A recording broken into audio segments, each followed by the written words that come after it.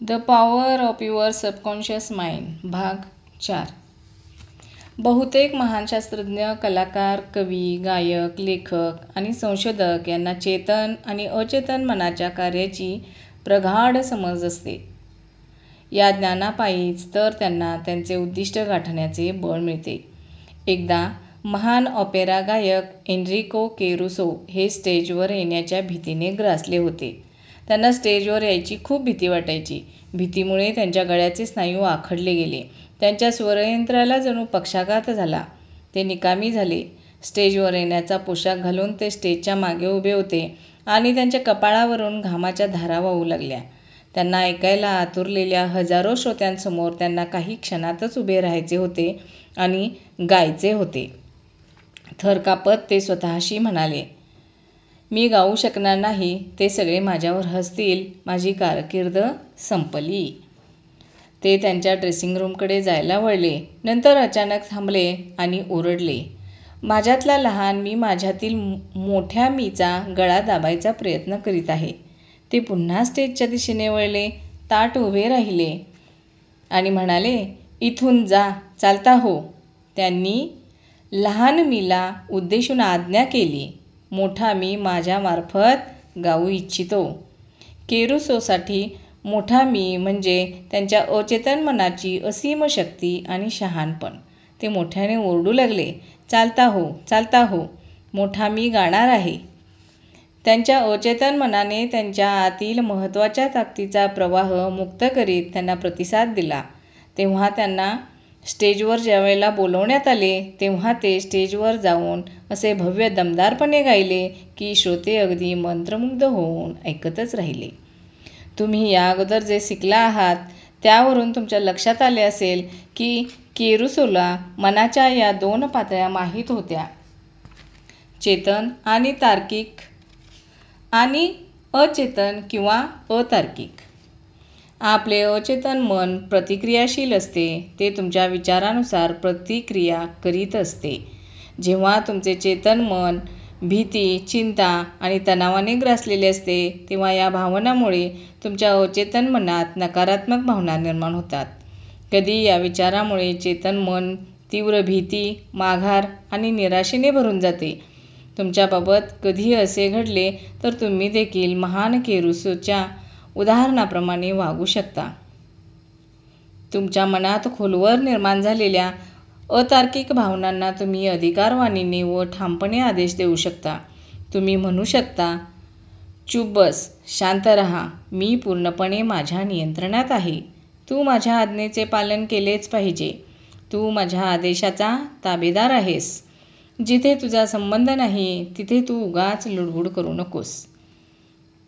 जेव्हा तुम्ही खोलवरच्या स्वच्या अतार्किक चळवळीशी अधिकारवाणीने व ठामपणे बोलता तेव्हा काय होते ते पाहून तुम्ही आश्चर्यचकित व्हाल. तुमचे मन सुसंवादी व शांत भावनांनी भरून जाईल. म्हणून या मनाला अचेतन किंवा व्यक्तिनिष्ठ मन म्हटले जाते. दोन्ही मनांच्या कार्यपद्धतीतील ठसठशीत फरक. चेतन मन जहाजाच्या कप्तानासारखे असते. कप्तान जहाजाला दिशा देतो. इंजिन रूममधील कर्मचाऱ्यांनाही तोच आदेश देतो. त्याच्या आदेशानुसार हे कर्मचारी बॉयलर इत्यादी विविध यंत्रे हाताळत असतात. त्यांना हे माहीत नसते की ते कोठे जात आहेत. ते फक्त कप्तानाच्या आदेशाचे पालन करीत असतात. जहाजाच्या तुतकावर उभ्या असलेल्या या माणसाने त्याच्याकडील कंपास, होकायंत्र इत्यादी उपकरणांनी दिलेल्या माहितीचा अर्थ लावून चुकीचे आदेश दिले तर इंजिन रूमचे लोक त्याच्या आदेशाचे पालन करतील, कारण तो त्यांचा बॉस आहे. तो काय करीत आहे हे त्याला माहीत असायला हवे. त्यामुळे जहाजाच्या क्रूचे सदस्य त्याच्याशी वाद घालत नाहीत. ते फक्त त्याच्या आदेशाचे पालन करतात. असा जहाजाचा कप्तान जहाजाचा मालक असतो आणि इतर त्याचे आदेश मानतात. तसेच तुमचे चेतन मन तुमच्या जहाजाचा कप्तान व मालक आहे. तुमचे शरीर, तुमचा परिवेश आणि तुमच्या सगळ्या बाबींच्या जहाजाचा. तुमचे चेतन मन कशावर विश्वास ठेवते व काय स्वीकारते यावर आधारित असलेल्या तुमच्या आदेशाचे पालन तुमचे अचेतन मन मुकाटाने करीत असते. ते त्याबाबत काहीही प्रश्न करीत नाही. तसेच ते आदेश कशावर करीत आहेत याच्याशी त्याला कर्तव्य नसते. बस, तुमच्या आदेशांचे पालन करणे एवढेच त्याला समजते. जर तुम्ही पुन्हा पुन्हा स्वतःशीच म्हणत राहाल की मला हे परवडणार नाही, तर तुमचे अवचेतन मन तुमचे हे शब्द खरे करून दाखवतात. तुम्हाला हवे ते तुम्ही खरेदी करू शकणार नाही हे पाहणे हे त्याचे काम असते.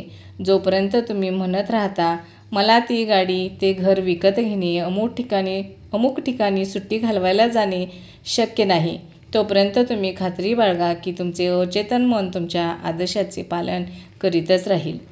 तुम्हाला आयुष्यभर त्या वस्तूंचा अभाव सलत राहील आणि तुम्हाला वाटते की परिस्थितीच तशी आहे. तुम्हाला कधी कळतच नाही की तुम्ही तुमच्या नकारात्मक विचारामुळे ती परिस्थिती निर्माण केली आहे.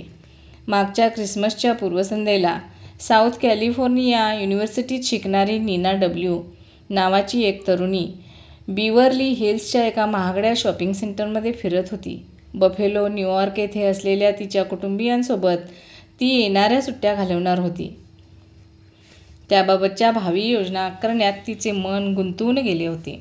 शॉपिंग सेंटरच्या एका दुकानात मांडून ठेवलेल्या शोकेसमधील एका सुंदर स्पॅनिश कातडी बॅगने तिचे लक्ष वेधून घेतले होते. तिने त्या बॅगकडे आशाळभूतपणे पाहिले आणि तिचे लक्ष त्या बॅगच्या किमतीच्या टॅगकडे गेले आणि तिचा श्वास रोखला गेला. ती स्वतःशी म्हणणारच होती, अशी भारी बॅग मी कधीच घेऊ शकणार नाही. तितक्यात अचानक तिला माझ्या व्याख्यानात मी म्हटलेले वाक्य आठवले. कधीही एखाद्या नकारात्मक वाक्याला पूर्ण करू नका.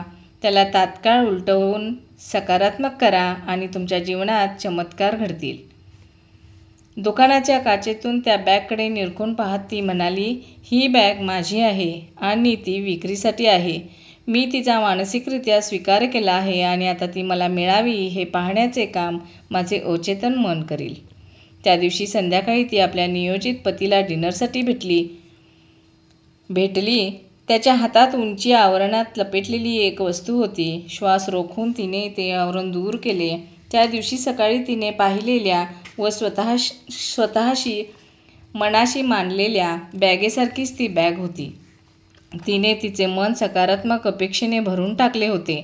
नंतर तिने ती बाब तिच्या खोलवरच्या म्हणजेच अवचेतन मनाकडे पाठवून दिली, ज्याच्याकडे अपेक्षापूर्तीचे सामर्थ्य असते. नंतर नीनाने सांगितले, माझ्याजवळ ती बॅग खरेदी करण्याइतके पैसे नव्हते, तरीही ती बॅग आता माझी आहे.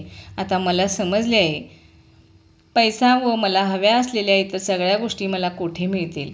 माझ्यातील कधीही न संपणाऱ्या कुबेरेच्या खजिन्यातून त्या मला मिळत राहतील. धन्यवाद.